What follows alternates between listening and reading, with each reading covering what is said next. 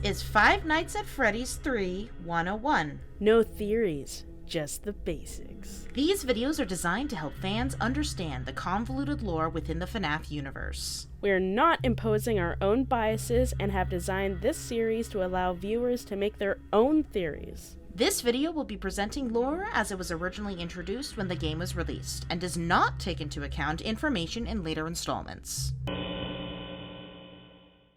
Five Nights at Freddy's 3 follows a security guard hired to monitor a newly opened amusement park attraction known as Fazbear.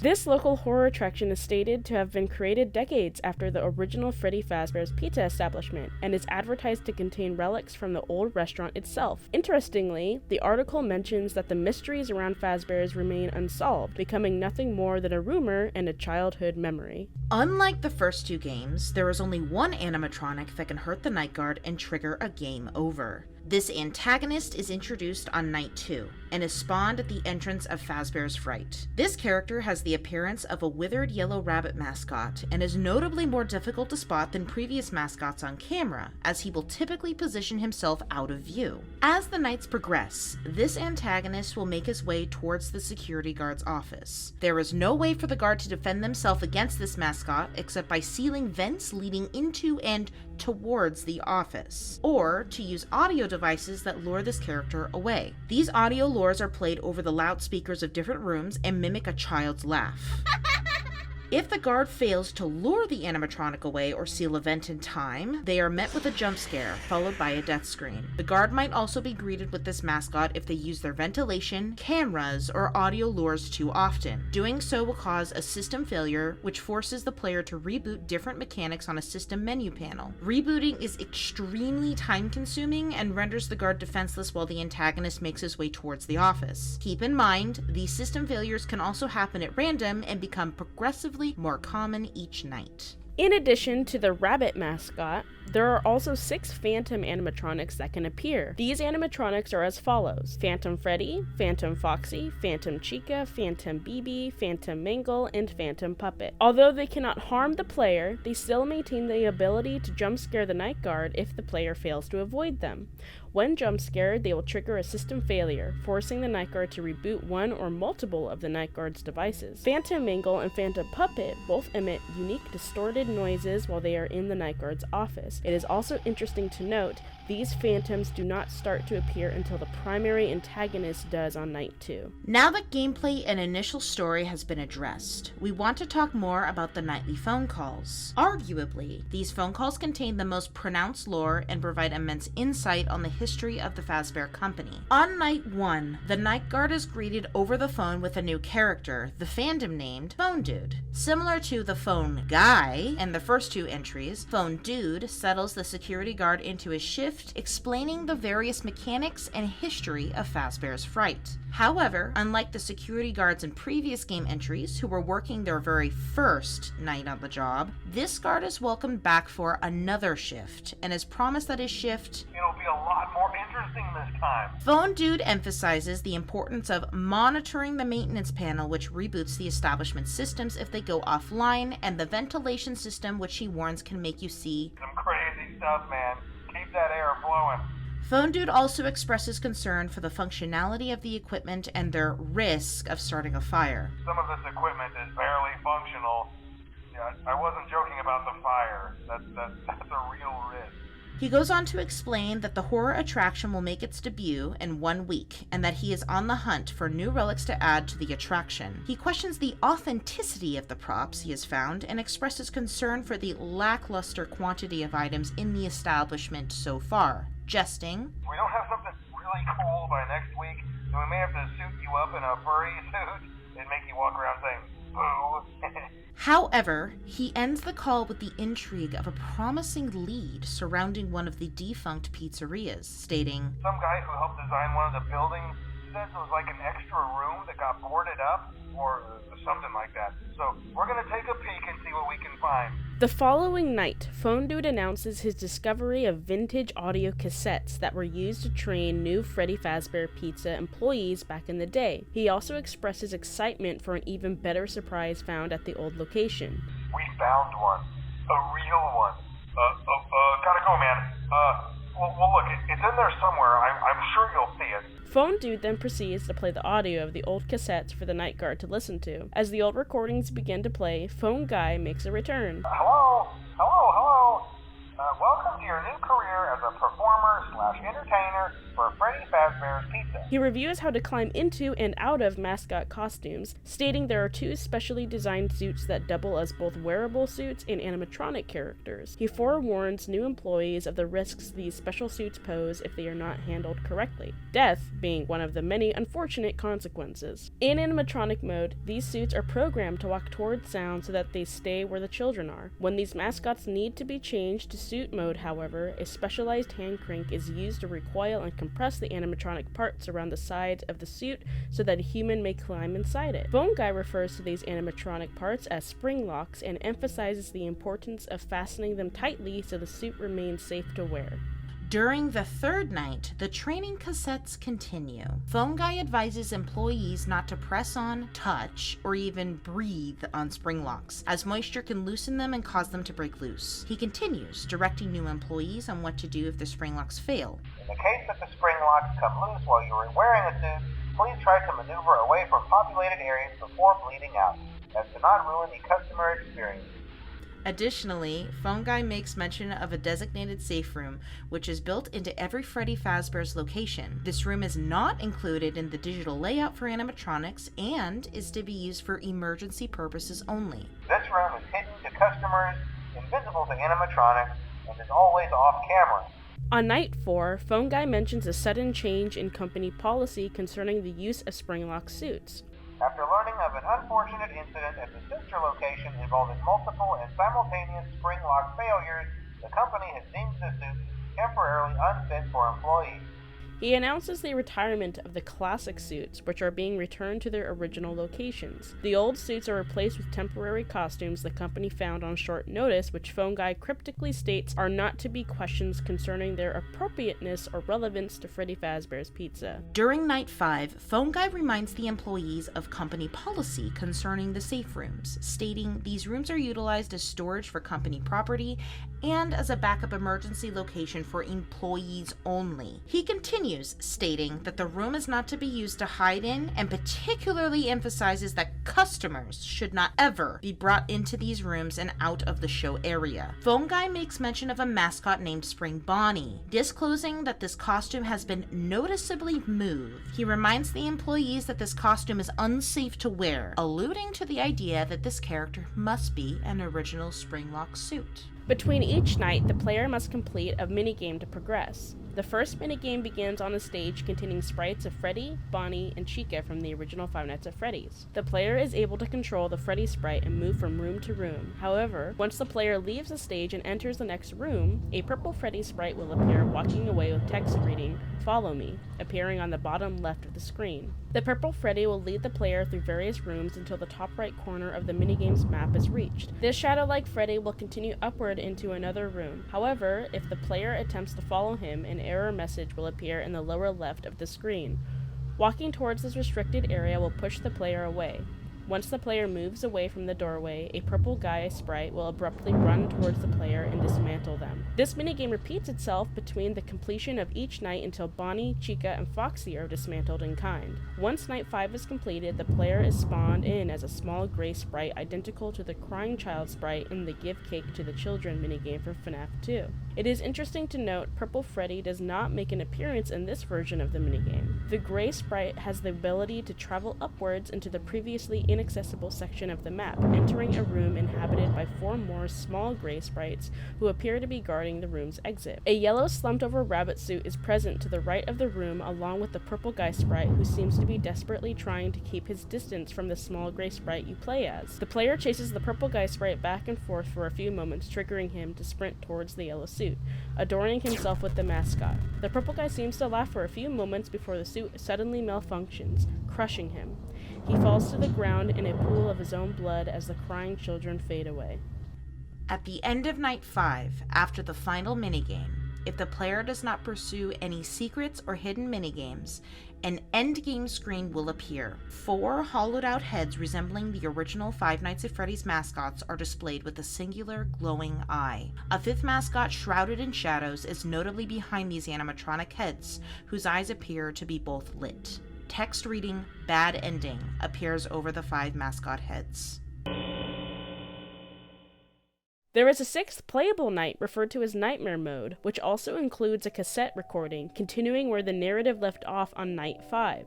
Phone Guy announces that the designated safe rooms mentioned previously are being sealed at most locations. A false wall will be constructed over the door face of these rooms and nothing will be taken out beforehand. He continues, stating, Management also requests that this room not be mentioned to family, friends, or insurance representatives. Thanks again, and remember to smile. You are the face of Freddy Fazbear's Pizza. Once their final shift is completed, a newspaper article with the headline, "It Burns," is displayed. The article discusses the burning of Fazbear's Fright, stating, "Authorities have not ruled out foul play, but at the moment it seems to have been caused by faulty wiring. Very little is found at the scene. The few items that were salvaged will be sold at public auction." When this newspaper article is brightened, the main antagonist's face is visible behind the Freddy figure. Before pursuing the rest of in-game Easter eggs, we felt it was important to mention a few Easter eggs that touched on the secrets of FNaF 3 outside of gameplay. A development update was written by the creator of Five Nights at Freddy's, Scott Cawthon, several months prior to the initial release of Five Nights at Freddy's 3. Certain letters in this Steam message were repeated intentionally, which, when put together, spell out a very particular phrase reading, "My name is Springtrap." This hidden message revealed the name of the primary antagonist months before the game's release. On the Steam store page, the game's description confirms Five Nights at Freddy's 3 takes place 30 years after Freddy Fazbear's Pizza closed its doors. We want to emphasize that this does not inherently suggest this is 30 years after the events of the first Five Nights at Freddy's, as we do not know exactly when Freddy Fazbear shut down. A teaser released on ScottGames.com prior to FNaF 3's launch showcased a box filled with the remnants of previous animatronic characters. When this image is lightened, a figure resembling Springtrap is notably present to the right of the image. Phantom BB's teaser image, which has text stating, "Guess who?" will reveal the number 10 when brightened. Phantom Chica and Phantom Foxy's teaser image does not contain a secret when brightened, but curiously has text reading, "It's all in your mind." The teaser showcasing the new map for FNaF 3 will only include the ventilation system layout when the image is brightened. Five Nights at Freddy's 3 pre-teaser image appearing on the Scott Games website had a source code which read, "Five Nights at Freddy's, 30 years later. Only one," foreshadowing the game's timeline placement. There is a Five Nights at Freddy's 3 teaser image with Springtrap's head reading, "I am still here." The source code reads, "I remain." When FNaF 3's map was teased, the source code read, "Cam 15, revealing the amount of cameras in Fazbear Fright. The teaser showcasing Phantom BB has a source code reading, "Fear." This code remained the same for the Phantom Chica and Phantom Foxy teaser as well. A hat teaser was released after the release of Five Nights at Freddy's 3, however, altering the hidden message to "Content equals nothing." Now, we will be returning to in-game Easter eggs and lore. There are 4 apparitions that rarely appear in the night guard's office depending on whether the camera monitor or maintenance panel menu screen is brought up. These characters will disappear once the same respective monitor is used again. First, the cupcake from the original Five Nights at Freddy's can appear on the night guard's desk. Secondly, Paper Pal Freddy, as seen in Five Nights at Freddy's 2, can also spawn in the office. Paper Pal Bonnie from the same entry in the series also has a chance to appear. And finally, the last character to make a secret appearance is the elusive purple Freddy model from Five Nights at Freddy's 2. It is worth noting that, at this point in the series, this character has been nicknamed Shadow Freddy by the fandom. There are multiple miscellaneous posters and drawings hung around Fazbear's Fright. Many of these images will change at random when the monitor is being used. In Cam 4, a drawing of Toy Bonnie has the chance to be replaced by a drawing of the cupcake. there is an even rarer chance a variation of the cupcake poster will appear with gold frosting instead of pink. In Camera 2 and Cam 10, posters of a yellow rabbit, presumably Spring Bonnie, will replace drawings of Freddy Fazbear. Variants of images depicting Springtrap can be witnessed rarely at different points of gameplay. The first variant appears after the game's warning screen, the second after a game over screen, and the third might appear before the start of a night. A mummified corpse inside of the rabbit suit is notably apparent in these rare screens. High-pitched audio plays while these secret screens appear, which is the same soundbite that plays when the purple guy dismantles the animatronic sprites in the Follow Me minigames. Throughout the game's main 5 nights, there are hidden minigames the player can complete in a certain order to get an alternative ending to the bad end. The first minigame to complete is BB's Air Adventure. To activate this minigame, the player must go to Cam 8 on night 1 and click on the Balloon Boy poster. This will teleport you to an arcade-style minigame. Instead of leaving through the exit door, the player must fall out of bounds towards the map's bottom and walk to the right. They will pass 3 crying BB silhouettes with a tree-shaped object in the middle. Beyond this point, your character is teleported next to an enclosed box with a single balloon inside. Once the balloon is collected on the top platform, the minigame will end. The second minigame is called Mangle's Quest. This can be activated on night 2 if you go to Cam 7 and press the buttons on the arcade in a certain order. From there, you will enter a minigame where you play as the Mangle, collecting robotic extremities while trying to avoid a panicked human wearing a green shirt. Rather than leaping through the exit once the player has collected all of the appendages, you may go out of bounds and fall down a glitched red screen, landing beside a large crying marionette sprite. The player can toggle Mangle to their left, past the puppet, where there will be a pathway of red balloons. Jumping up onto the balloons will lead the player to a large cake. Upon its collection, the minigame will end. On night 3, the player returns to BB's Air Adventure and repeats the steps from the first playthrough. However, the player will now land on a red balloon and will be able to follow a pathway of red balloons akin to Mangle's Quest. This will lead you to a platform with a small, gray, crying child sprite. Upon walking up to the child, your sprite will give them a cake, ending the minigame. Continuing on night 3, the Chica's Party minigame is activated when the player finds and clicks all of the shadow cupcakes on cams 2, 3, 4, and 6. On this level, you control a toy Chica sprite and must avoid the cakes and children characters. The player must break out of the main level area, just like past minigames, where Chica will enter a room with floating balloons, which leads to another gray crying child sprite. The player must walk up to the sprite and give them a cake, which ends the minigame. On night 4, there are clickable tiles in your office and activate the stage 1 minigame when a code is entered correctly.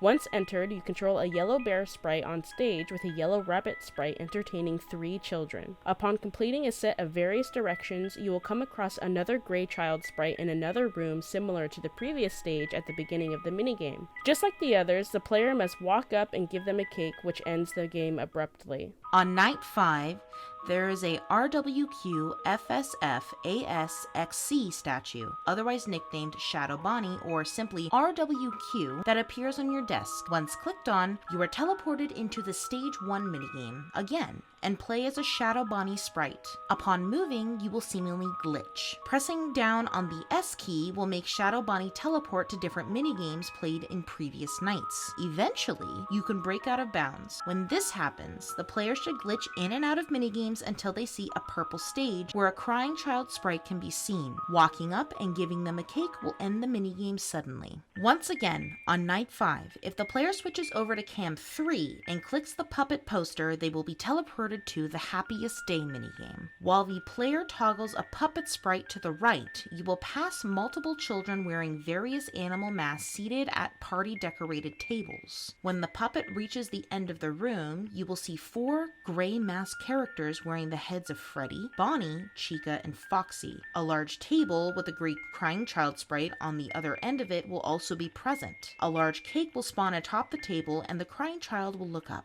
A mask resembling Golden Freddy will appear on their head. Then, the sprites, including the puppet, will disappear as the masks fall to the ground. Once all of these minigames are completed and Night 5 has concluded, you will be presented with an alternate ending, where the Freddy, Chica, Bonnie, and Foxy eye sockets are not illuminated. The 5th mascot head will not be visible at all. The end will appear over the mascot heads. In the Follow Me minigames, hints on how to access the End minigames can be found in the West Hall of the pizzeria. These hints change each night in the order the minigames need to be completed. On the first night, the player could find hints to BB's air adventure and Mangle's quest. On the left side, there is text reading BB double click. On the right side, there are 4 sets of rectangles with one rectangle highlighted in yellow within each set. On night 2, the player is given a hint for Chica's party. There will be 4 gray cupcakes to the left of the screen. On night 3, the West Hall will show a numerical code 395248, which can be used on the keypad in the night guard's office to unlock the Stage 1 minigame. Finally, on night 4, Shadow Bonnie will appear on the right side of the West Hall. Concerning sprite names within the game of Five Nights at Freddy's 3, interestingly, the 2 yellow mascot sprites in the Stage 1 minigame are called active within the game files. However, the frame containing these 2 characters is called G Freddy. Unlike the first 2 FNaF games, by completing Night 5 of this game entry, the player unlocks not just Night 6 or Nightmare Mode, but also an extras menu. This option allows the player to view many aspects of the game, such as images of all the animatronic models, with the exception of Phantom Mangle, minigames found within gameplay, minus the Follow Me minigames and the Happiest Day game, all animatronic jump scares excluding Phantom Puppet and Phantom Mangle, and finally, cheats. In the cheats section of the extras menu, the player can tweak their gameplay to be more or less difficult. However, this option is only unlocked after the player has achieved all 3 stars in their menu. Stars are gained by completing the first 5 nights, Nightmare Mode, and unlocking the End ending. These cheats include Fast Nights, which is when nights go much faster, Radar, which allows the player to see where Springtrap is on the camera map. He will appear as a white dot. Aggressive. This mode makes Springtrap more aggressive. Completing Nightmare Mode with only this cheat enabled will also reward the player with a 4th star on their main menu. No errors, which means none of the systems will have any errors and will not need to be rebooted. When Freddy's nose is clicked on the poster in the night guard's office, a cute honking noise will sound. Finally, there are numerous messages left by the game's developer, Scott Cawthon, surrounding the It Burns and Coming Soon articles. These notes detail the development of his games and his life surrounding the franchise. There is a lot to cover, so we have inserted his messages on screen to read in your own time.